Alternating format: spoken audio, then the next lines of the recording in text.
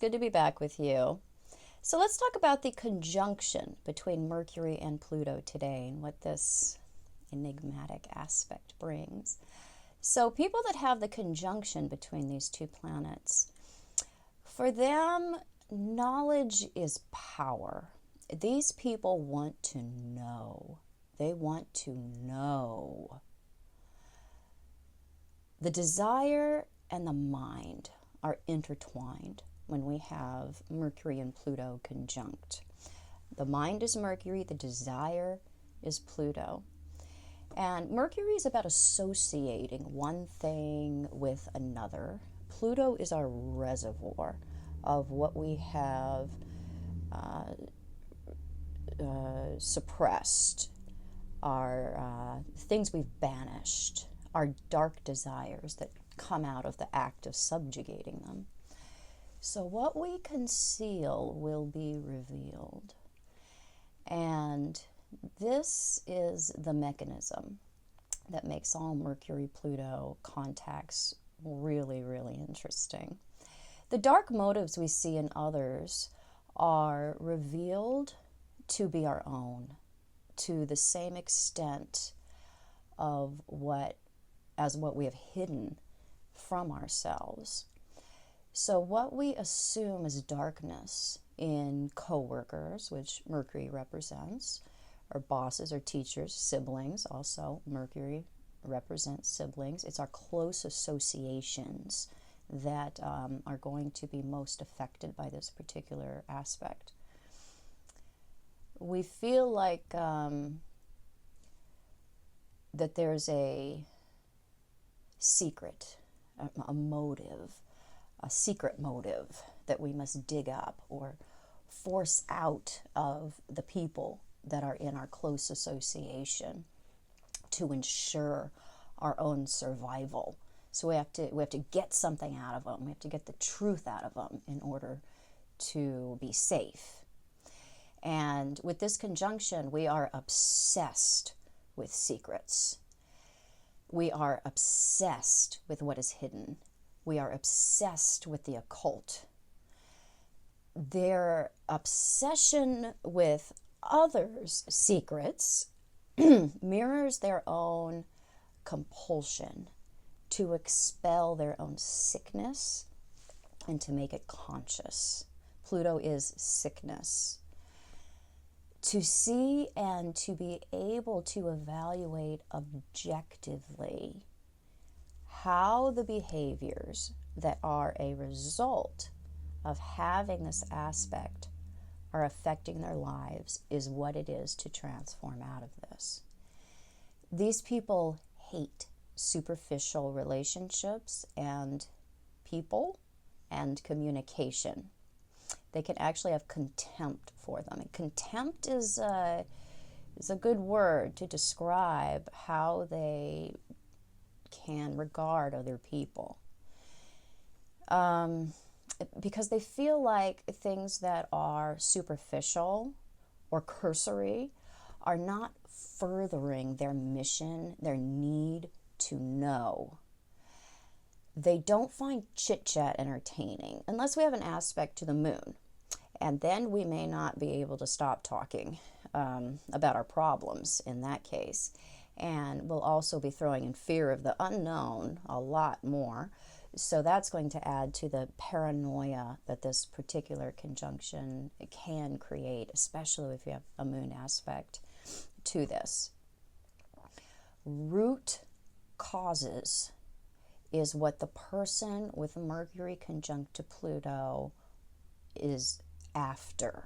That's what they want to know. What is at the heart of the pain? What is at the heart of the problem? Where and what is the rotten seed that needs to be plucked out? And they are fearless and they are unstoppable in finding this. They are even willing to dismantle their own mind to find the cause of the poison. The mental perceptions are highly attuned with this particular aspect. These people do have a mind like a steel trap. They are very sharp, and they are also greedy for information. Their training of the mind to look for deep causes and hidden motives puts them in a position to do very well when it comes to education and learning. This style of thinking that they have, or traps and keeps thoughts, makes the memory very, very good. And they are also adept at finding out information that others can't. They are predisposed to knowing what to look for and how to look for information that is classified or secret or unknown. This is, again, their greatest defense against external attack. It's a coping skill that was developed in childhood. They were absorbing an environment where there were secrets. There was something covered up, something that was perceived to be a threat to the child's survival, and it put the child in a suspicious frame of mind where the antenna for bullshit became extremely attuned. So a coping skill has emerged early in life out of a need for psychological safety. They're very attuned to what might be the darkness in others, and sometimes they're right and sometimes they're not. So this coping skill follows the adult into adult life until the adult recognizes it. And sometimes that's because we're employing it wrongly and coming up with wrong conclusions. The adult who has this conjunction needs to recognize it. They need to make it conscious. They need to see that this is a thread in their personality, and then they need to assimilate that information into what they know about themselves. They transform out of this old coping skill because they see it then as an unconscious program. The siblings are also tied to this aspect. There was often something unspoken or tragic that was related to a sibling that had an effect on the person with this conjunction. And that sets the stage for co-workers and neighbors and close associates that Mercury represents to then play the part of that sibling relationship. And they're then seen as the cause of the suspicion and the pervasive threat that needs rooting out. So remember that the cause of suffering is the obsession. That's what the search is really about. And the communication with people who have this particular aspect can be very severe, even harsh, even vindictive. These people can destroy with their words. They are very penetrating in what they see and what they say. And language is power to them. Knowledge and language is power to these people.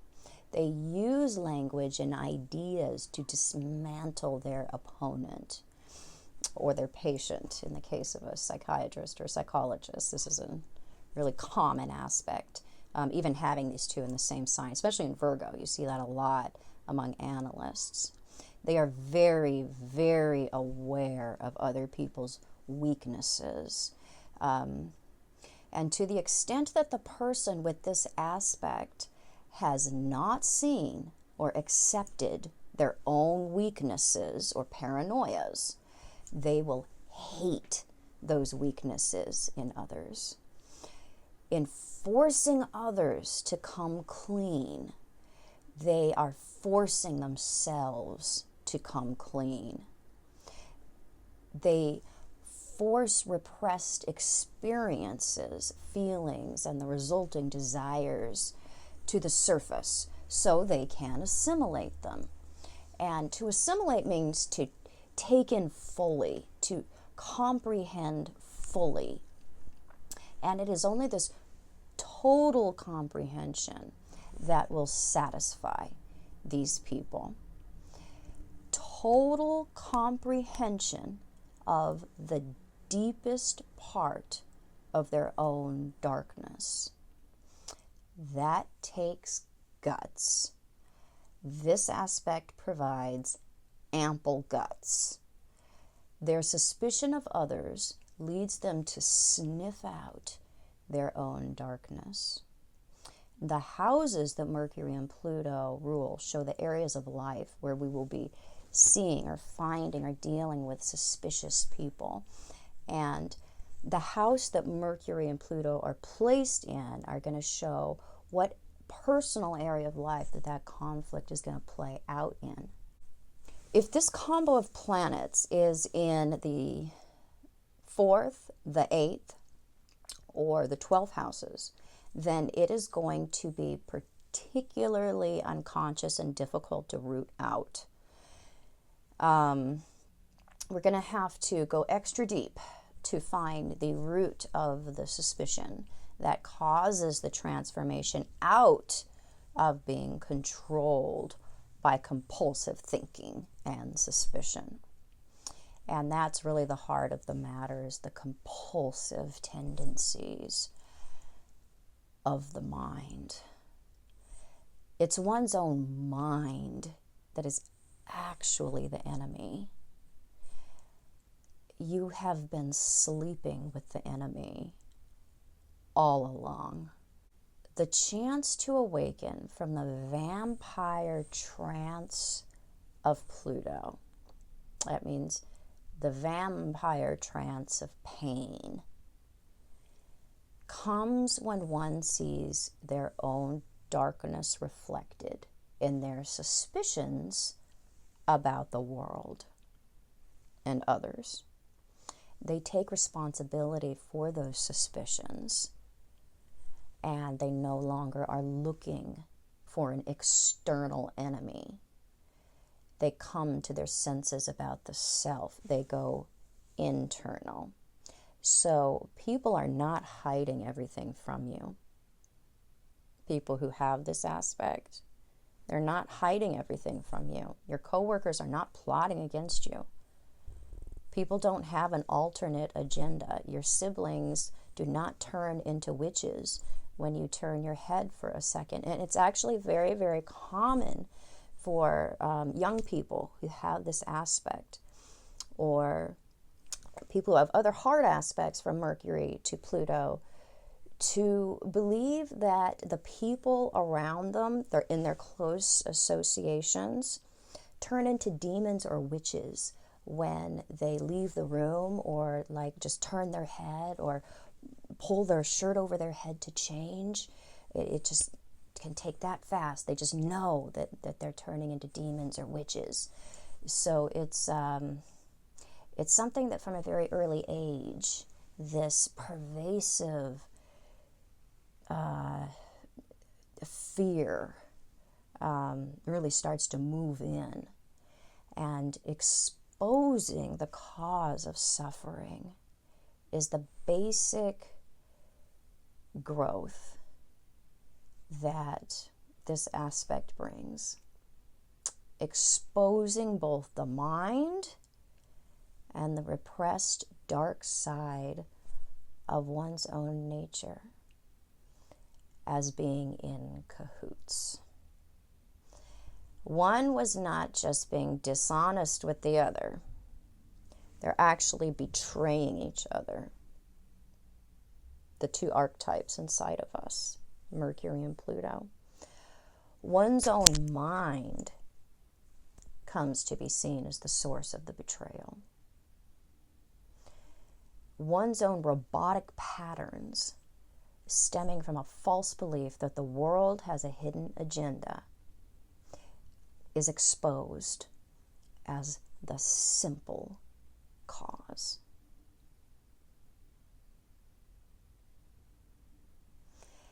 In the end, it's very simple. It was so simple, you couldn't believe it. This new belief in simplicity releases one from the bondage of complexity, the bondage of the relentless puzzle, the bondage of the mind. Finally, you can let that go and know that you are safe.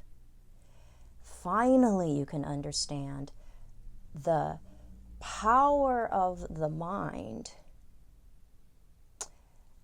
and the power of not being a slave to the mind. And resurrection can occur, a rising of the correct perception, free of agenda.